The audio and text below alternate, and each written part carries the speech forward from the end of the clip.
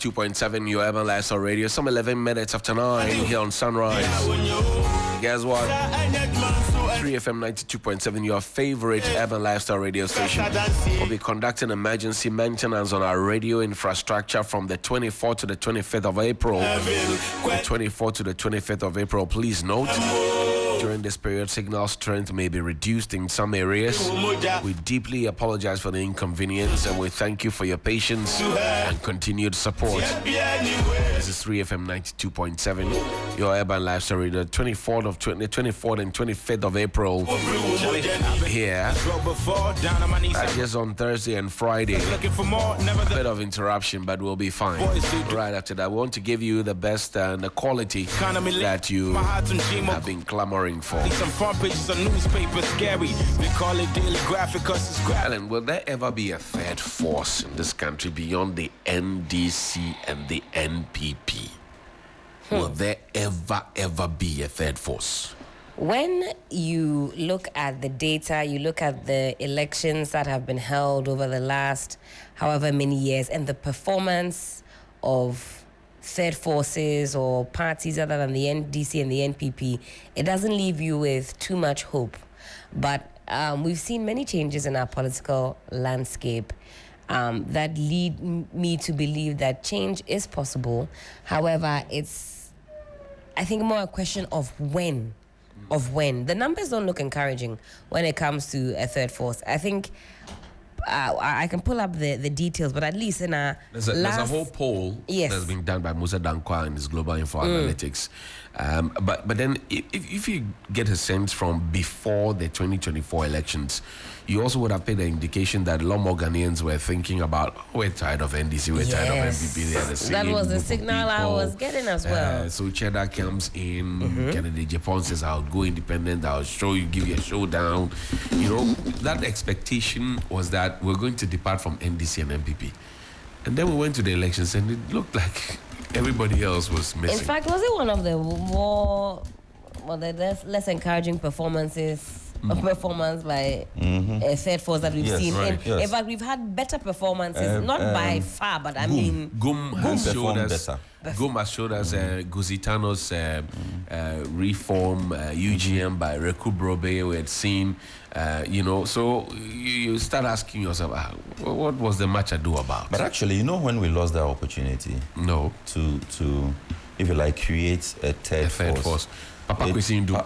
Yes, PPP. Indum and, no, not PPP. Indum phase 1, CPP. So Indum and Abu Sakara. Right, Abu Sakara. That combination was so powerful. Unfortunately, it didn't translate into the votes. But the groundswell was there, the reception, the message penetration. They were able to carry Ghanaians along. Right. But of course, that was when I just told myself that it doesn't matter what you do. We'll come back to the same NDC. The CPP is my father and my grandfather's party. Yeah, the CPP has suffered, greatly. Look at George Opesika Agudi. He comes in, he's not happy about the thing, he checks out. Indum comes in, not happy about the thing, checks out. Professor George Penyegan comes in, not too happy about it. So literally, the CPP has become more like a touch and go. No, it is not a touch and go. It is because there are some people. Let me say this. Hold on, I'm looking at the historical antecedents. Yes. After Papa Kwesi Indum thought that, I can't win with CPP, let me go and form PPP. George Opesika Agudi said, okay, I can't, let me go and find somewhere and say, Professor Penny Hagan, okay. So you find that PPP comes from the CPP. Right, PNC. PNC comes from the CPP. No, even PNC goes way back. Let's look at it more recently, recent political history. Right. So you have PPP, Fallout. You have APC. Ayariga, yes. In fact, Ayariga also contested after he lost. He went to form his own party. To form a party. Right. So you see, I go around proudly saying that I'm CPP, and it's not something I hide. I say it everywhere I go. Modern day Kwekubaku. Thank you. But you see, my experience with the CPP, that there seemed to be a lot more interest in saying, this is how Nkrumah did it. Let us do it that way. If you don't agree with that, then you are in trouble. Imagine how the CPP lost the likes of Edmond Dele, Professor. Right, Professor Edmond Dele. Just imagine. Professor. Now a chief. He cannot do politics again. Right. Imagine how the CPP lost the likes of my friend Ernesto. Niama Confran. Neama. And in fact, Asanita it was no. when Neama became general secretary of the CPP that the CPP then had its last blows. Because that was the time there were attempts to remove Niama. Right. And Ernesto as youth organizer. And then everybody said, okay, now let it be. We are tired. Then we saw again attempts at reorganization. We saw Nanaya Jantwa, all over the place, every platform. Every platform, I am CPP, I am CPP, I am CPP. But then his brother, she was kicked no, out. he resigned. No, she was kicked out. Nanaya was kicked out. He resigned. He was suspended. Nanaya. She saw that they were going to remove her. But that's why I'm saying that your party has become a touch and go party. No, but 6 years, was she not actually officially No, they were removed? No. before They were she- removed. Yes, They she were was removed. actually No, at the officially Kumasi removed. event. Yes, they were removed. No, she left. Oh. No, they were removed. She was They were removed. suspended. I- All of them. I'm going to No, find it that wasn't M communique. block. I said there was M block. Apart from Kwame Nkrumah Boche, who was brought back, who was deputy Yes, to Nana yes, Ajanto, yes, yes. they That's were the name I was looking they for. were M block they were sacked, literally. Okay, so imagine a party that cannot boast of one constituency. Yeah, but that's what I'm saying, that your You party has don't become a have- touch and go. And I've given you. You want history. to use the phrase? No, okay, use it. I'm not the one. I'm not the one. Helen, am I the one forcing this touch and go? Because you see a party. You see a party that is struggling, and then you see people come forward to say, "Okay, we want to help." Look, Professor Ajima Bedua says, "Time, lawyer Brighter, quit his time." Time, yes. Look, you would find a lot of vibe around the CPP because people say, Heavyweights. Okay, so these guys, they're CPP. Oh, then let's gravitate towards them. And then you find that some people come like you're saying, oh, this is not how Nkrumah would have done it, so let's leave it. But if Nkrumah, I dare say that if Nkrumah were present today, Nkrumah would have done things differently than what's happening. Of course, because the landscape is changing. When Nkrumah came into the country in the 40s, when he came back after studies, in the UK, US, wherever it was, when he came back, he came to do things differently. What the Danquers and which the, earned him fallouts from the exactly the point, and that history has stayed with the UGCC. That history has stayed with us through and through and through. We'll go on to the phone line shortly and try and connect with some of our guests who have joined us on the phone line. Dr. Bernard Tutu Boahen is joining us on the phone line. Doc, thank you very much for your time. Good morning. Yeah, good morning, my brother. How are you, sir? Alive and well, greater than Accra. Is Ghana ready for a third force? Good morning to Musa, my friend. And Musa is not here yet, but you are here alone, so right. Okay, so fine. So good morning to everyone. I think that I wouldn't say that Ghana is ready for the third force. Looking at the trend of voting, of Ghanaians, but I would also not be quick, to rule out the possibility of a third force in Ghana. Looking at the fact that, yes, even though Musa's Danquest, polls 51%, seems to suggest that there's no need for a third force, whilst about 31% have also shown interest, in a third force. And so, comparing 51-31, what it means is that possibly some section of Ghanaians believe that having a third force is something that probably they are looking forward to. And earlier on, I think somewhere in 2020, I did a small sample it also indicated to me that some section of Ghanaians, not really the majority of respondents though, seems to suggest that, having a third force is good. And the reason that came up was that it will at least put the two major political parties on their toes. And so I wouldn't rule out the possibility that if a credible, vibrant, powerful third force party, come into existence, and that party is able to influence the perception, of Ghanaians, possibly they could give the two major political parties a run for their money. And so, for me, it is not an issue of people saying that third force is not a possibility or that. I think that somewhere in Germany, in the German, election that was held recently, a candidate who won, was not that somebody who was actually known in the political scene. I think, yeah. And so, even if people are coming out, and I think New Zealand, the former president of New Zealand, also coming to, occupy the highest seat. Right. Give the impression that, the democratic, dispensation across the world or some part of the world in recent times actually is trying to embrace. Okay.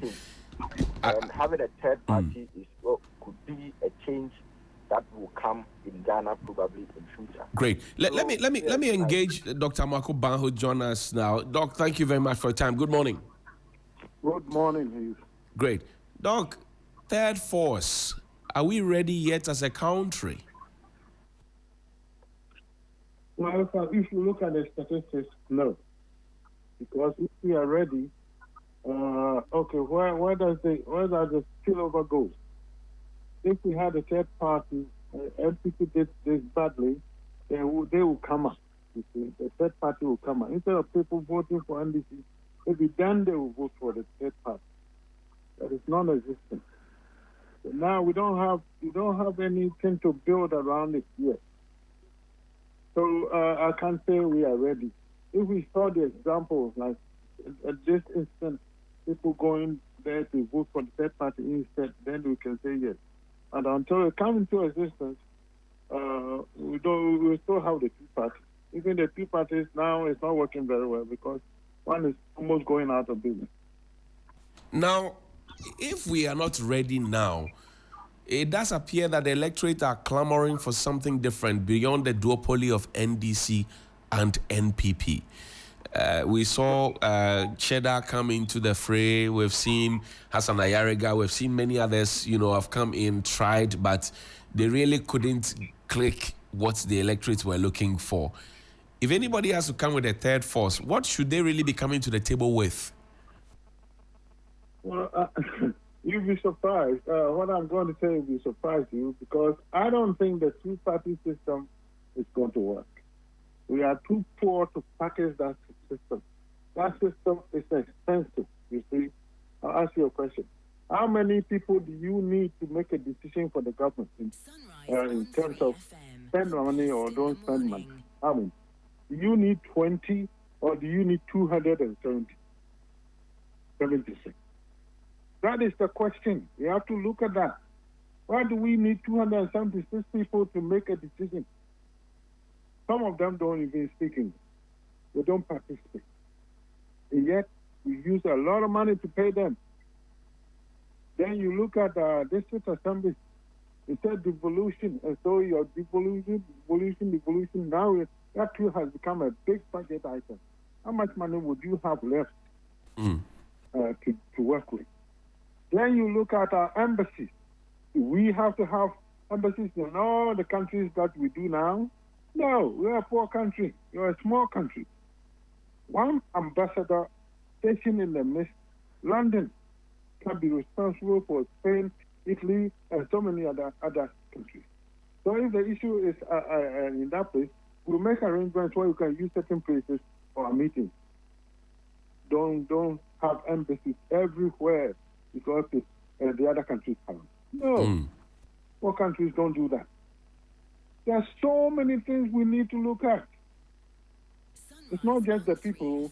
The structure we have built makes no sense.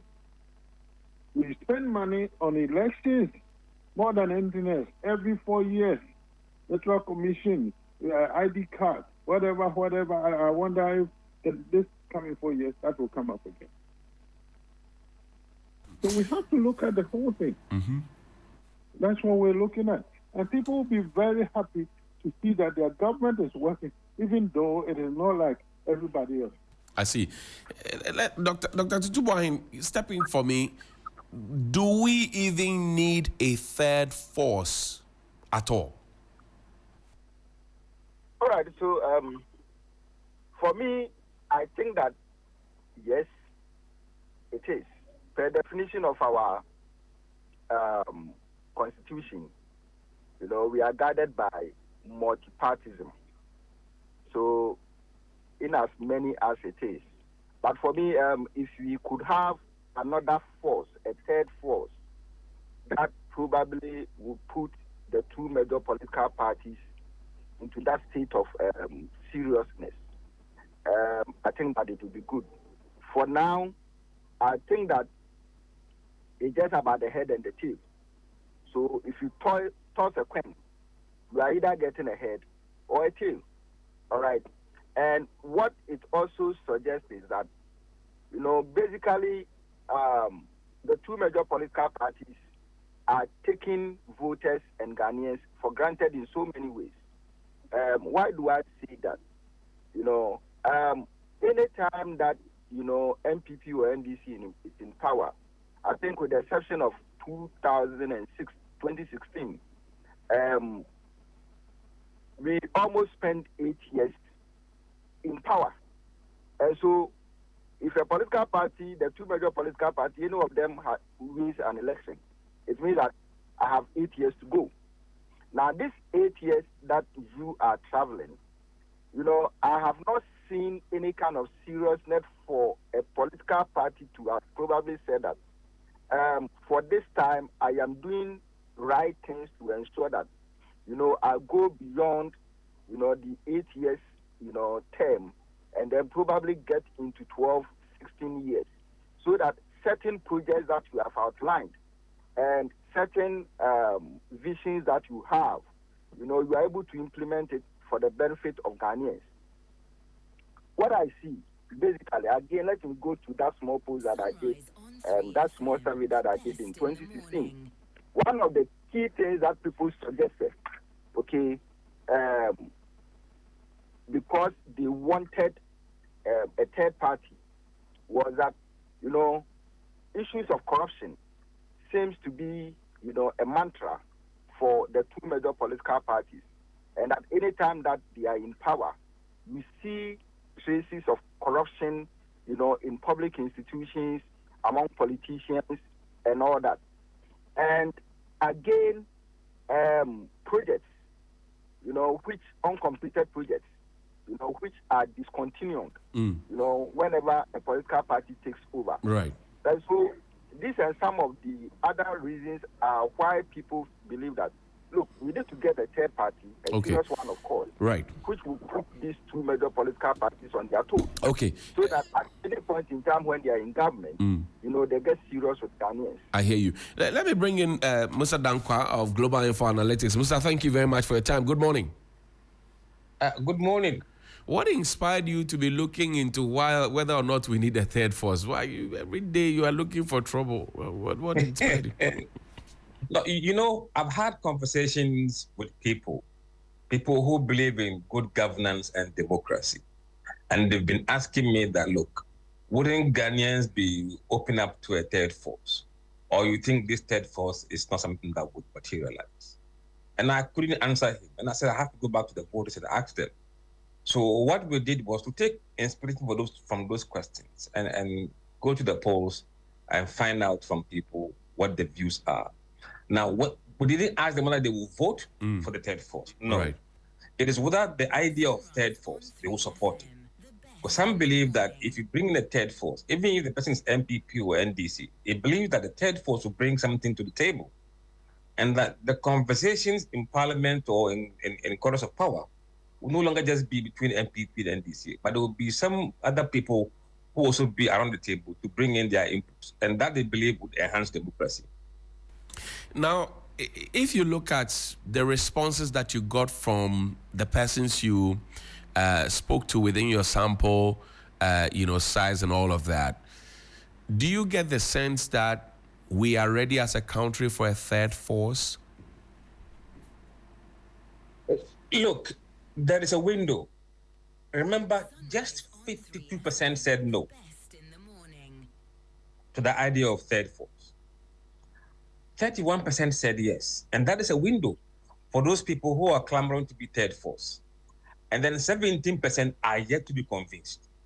So you see, when you put that together, you are getting 48% who may entertain the idea of third force.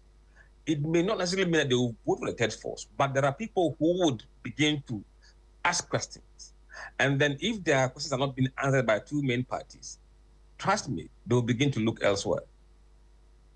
But if you look also at the way we have conducted ourselves, you look at the institution of state that must be encouraged or empowered to open up the minds of the citizenry. You're talking NCC, the Electoral Commission, in terms of public and civic responsibility, education, all of that.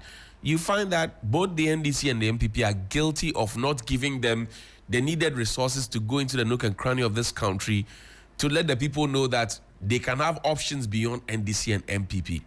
Now, if these two parties are the ones who are handing over to each other, come back and they don't want to provide the resources for these institutions that will help to change the narrative, if it must at all, per the window you have seen, how do we get out of this quagmire? Look, Johnny, there are other institutions that are not public, that don't receive public funds, but are able to mobilize resources to do exactly what they are doing. There's nothing stopping the NCC from doing that. Indeed, there are international NGOs, even government organizations that can support NCC. They have to be innovative. They cannot sit and wait for the treasurer, the exchequer to bring the money. They can get up and go and look for money to enhance democracy. That money is there. Dr. Makuba, let me come to you. You are leaving one of these dual political parties, the NPP, to say that you want to form a new political party. Are you hoping to be the third force? Well, if we want to call it third force, then that's what it is. The point is that the structure as we have is not working. The point is we are not ready even for the third force. Because why would you set things such that if a new party has to come to town, it has to have this offices in all districts? How much money do I have? Did I tell you I want to win all districts? No. And this is how a new party develops. You start small. As you go forward, you get bigger, until you become a major party. Don't we know that? But we have set it up for the new party to fail. You can't do it. How much money do you have to go and all around the country have offices? Can you pay them? Unless you have the money, how you get it doesn't matter. Steal it if you have to. To do all those things, it's not going to work. You know why NDC came into power? Tell me. Because Wallace was president. Otherwise, we wouldn't have been able to do it. Because he was president, he used state funds to support the party. Very simple. So we are not even ready. We have not channeled the system in such a way that will allow new parties to come into being. If I'm a new party, you don't expect me to win 100 seats just right off the bat. But if I win 3, and the next time I'm still talking and I get 20, I'm coming forward small until become a major contender. That's how we do. But we have set things up that you can't do it. That's the problem. But Doc, these kinds of conversations begin from the classroom, then they get into the minds of the people who will be practicing as political scientists in the various political parties and institutions. Are you teaching this new idea to your students, or is just the same old? Well, if you teach students, all they rely on is what they know. But sometimes you can teach them that there's something new. In Ghana, we don't teach imagination. We don't teach new things. Look, in our language, you say, not so. It is not true. What is imagination then? So we cannot come up with something new? No, they won't accept it. The people will not accept it because they have not seen it. They don't know how it works. And if you tell, hold on just a minute, I'll explain to you, no. It's more comfortable with what he's seen. The whole system is messed up. It's wrong. Everything I look at is not working properly. It's upside down. Our education system is upside down. Okay, you go to school, they teach economics. The basic principle is supply and demand, not so. That's right. Supply and demand defines economics. It's not true. Greed is a big part of it. And yet we don't talk about that. If the white people want to send things this way to teach their children, let them. But can we do the same thing as them? No. And yet we just follow them. I can tell you so many disciplines is the same thing. You are sitting in Ghana, you are saying supply and demand. Our supply comes from China. We don't produce anything. So we don't fit that economic model, and yet that's what we're doing. This is why we are in trouble. I see. We go, come back to the same point again. Why? Sorry, go ahead. Go ahead. I don't know what to say. It's just the whole system is broken. We are running a broken system, pretty much. When we talk about third force, yes, it will help, but it will come to the same thing. Because you are bringing in third force, instead of getting money for doing development and things like that, you want to bring more politicians, not so. What are you doing? It means there will not be much left for development or doing the work. You raised an earlier point about the system being fashioned out to make you fail, even if you want to depart from the norm or the practice, as it were. Now, don't you also think that if we, for example, say that, well, you don't have to have offices in all the 276 constituencies, you just need a small office at maybe Kokobrimle or Lashibi, and that's fine to qualify you as a political party, then we may have more than 100 political parties, don't you think so, sir? So be it. If that's the case, they will some of them will go out of business. This is how it is. You don't force them, but some of them will go out of business. People are reasonable. They will know that if we do this, it won't work. But if you allow them on their own to evolve, that's how it's supposed to be, to evolve, people will come to say, hey, these people, they are good, let's support them. But if you want to see that a party is all of a sudden, a party that is not in existence, can have this many offices nationwide, how is that possible? How is that possible? But it is very possible when they grow gradually.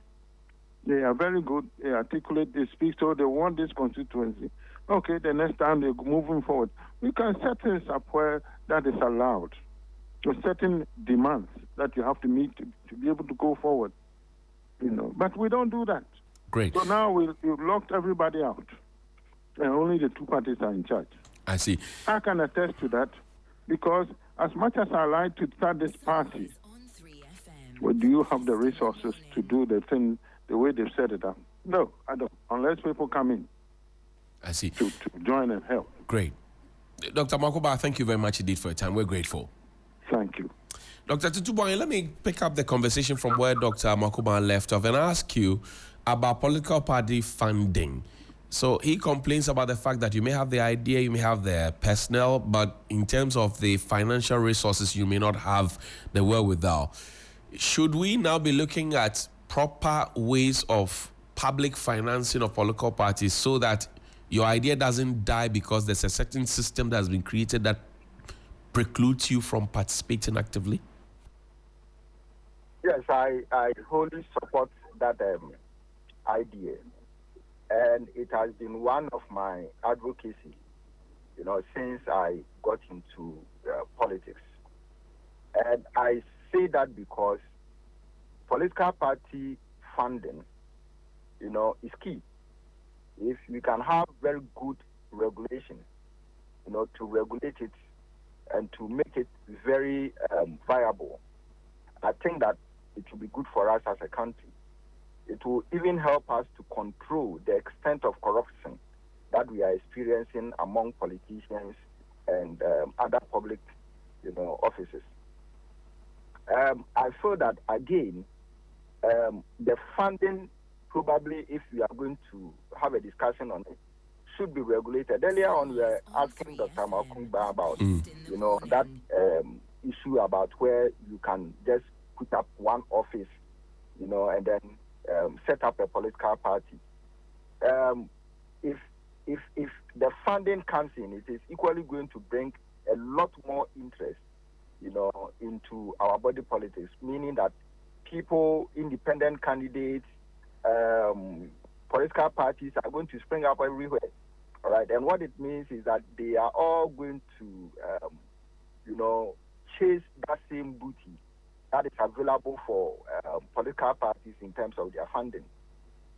So the regulations should be tight, and that is where I may want to depart from Dr. Amoakon's, Amoakumba's claim that, we can open the system up, for a lot more people or a lot more political parties to spring up. I don't think that idea, will be good for us as a country and our democracy going forward.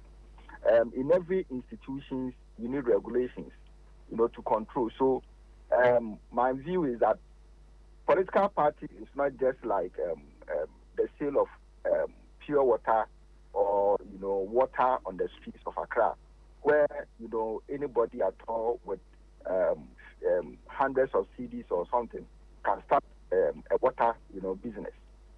Political party is a big industry, all right? It is found within a very big industry. And so what it means is that even if you want to invest in politics, it means that you must have all the resources, right, to do that. And you should also be able to, bring in resources from reliable sponsors. Great. Okay, it is not just in Ghana. I hear you. The Democrats, the Republicans, they all do it. Thank you. The party's resources cannot actually fund them. So that is where the laws and regulations of funding comes in. Thank you. So that I'm grateful. accountability becomes a very... Our time is up, Dr. Tutu Boahina. Our time is up. Sorry about that. I'm grateful for your time this morning. Moza, you have the closing thoughts. Now, I'm interested in the demographics in terms of men, women, children, and youthful people. Who is clamoring for the third force? Tell me. Now, I looked at two set of data, more demographic, in terms of age and in terms of party affiliation. In terms of party affiliation, only 22% of NPP voters are sympathetic to the idea of third force. But this number rises to 30% for NDC, and it goes to 43% for floating voters. So it means that the window or the door is wider open among floating voters than NDC, and the least is MPP. Now, for those who's kind of sitting on the fence waiting to see, or they have no idea, it's about 17% across board, across all the parties. Now, in terms of those who oppose it, 61% of MPP oppose the idea of third force. So you could see that MPP is more conservative from this data than the other party blocks, for example, NDC and floating voters. Whereas NDC and floating voters are amiable to third force, MPP is hugely opposed to it. Now, when you come to the demography of voting in terms of age, now among people who are 18 to 24 years, 24% support the idea of third force, but 38% oppose it. But majority, 39%, are kind of wait to see, no opinion, which means that there's a window there for them to be convinced to accept it. And then for those who are between 24 and 34 years old, that is where most of the support is at the moment. 41% of them said yes to the idea of third force, but around 40% said no, to third force, and 13% are sitting on the fence. For those who are 35 to 44 years, 26% support the idea of third force. Those who are 45 to 54 is 25%, and 55 to 64, 27%, and above 65, still above 20%, about 23%. So there is a window there. It is up to the third force group to justify their existence or to make case for themselves and for them to be taken seriously. I think the idea of just coming around election and disappear is not helping them. They must have system in place. They must have a party machinery in place to begin to let people see what they can do beyond election cycle.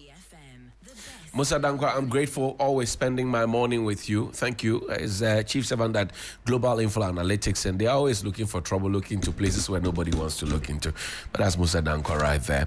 And just some bit of information for you. We'll take a quick break. When we return from that break, we'll talk briefly about Galamsey and then we'll wrap up our show.